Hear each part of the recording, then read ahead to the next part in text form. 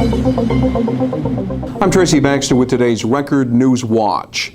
A town of Shandaken Highway Department employee has been arrested for stealing more than $20,000 from the department, including FEMA storm relief payments that had been received by the town to help pay for hurricane damage. 46-year-old Florence Sullivan of Chichester has been charged with 3 felonies: grand larceny, falsifying business records, and scheme to defraud. State police say a 7-month-long investigation determined that Sullivan falsified employee payroll records, resulting in the wrongful withholding of money amounting to more than $20,000 in payroll overpayments and benefits. State Comptroller Thomas DiNapoli said by knowingly stealing federal storm relief funds, Sullivan decided that lining her own pockets was more important than helping her community recover from a hurricane. Meantime, 102 communities in the state, including 13 in our area, are eligible to get storm reconstruction funding through a new program unveiled Thursday in Albany. Governor Andrew Cuomo says more than $750 million will be made available to towns and villages hit hard by recent storms to rebuild and strengthen defenses against future extreme weather. We're not just going to build what was, we're going to build to a level that never was before, because New Yorkers, when we are united, there is nothing that can beat us. No storm, no flood, no disaster. Nothing has before, and nothing ever will. And this is the start off of unleashing the community potential to make that possible. 11 Ulster County communities would qualify for up to $3 million for storm reconstruction, and 2 in Orange County, Florida, and Washingtonville.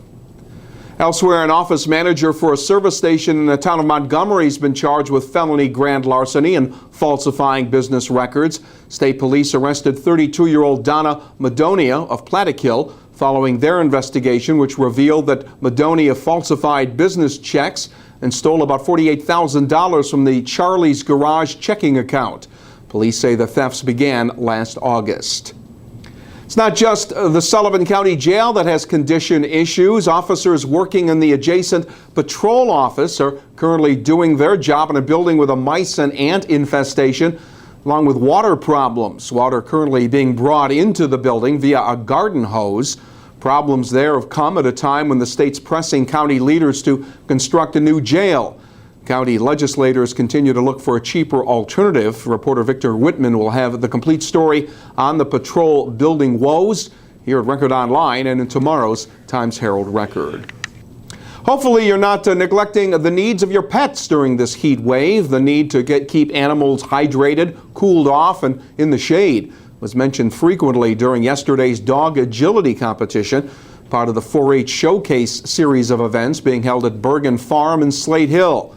All the animals on site were getting extra heat-related attention. Sometimes the status quo at home doesn't always work for your animals on a hot day like this. It's important to make sure that if they are out in full sun, get them inside, get them in a shady spot so that they're not sitting and taking full sun all day long.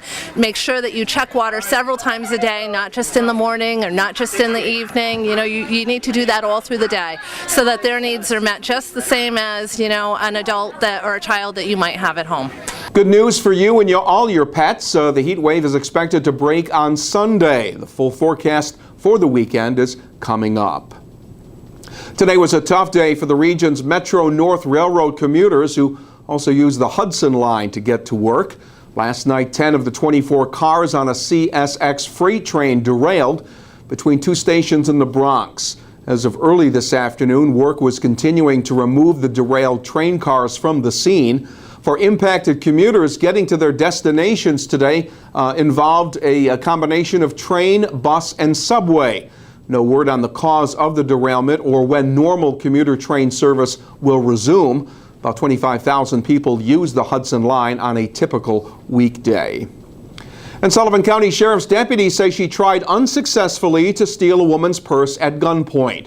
Deputies say 23-year-old Amber Ireland of Rock Hill approached a woman who was walking along Anawanna Lake Road in Thompson with a friend and some children. The intended victim fought back. The suspect, Ireland, jumped into a waiting car and drove off without the purse or the weapon. Deputies later found the pellet gun alongside the road, and Ireland was arrested and charged with attempted robbery when police stopped the getaway car. The driver, 23-year-old Patricia Flanagan of Glenwild, was charged with aggravated unlicensed operation of a motor vehicle. Well, hang on just a little bit longer. After another day with the heat index topping 100 degrees, the end is in sight to this week-long heat wave. Saturday will be the day of transition. It'll start with heat and humidity and temperatures up around 90 degrees, but a late-day storm, some of them severe, will usher in some better weather. Sunday will be partly cloudy and less humid with the highs around 85 degrees. Stay connected to what's happening throughout the weekend right here at Record Online, and get the news and features you enjoy in the weekend editions of the Times-Herald Record. For Record Newswatch, I'm Tracy Baxter.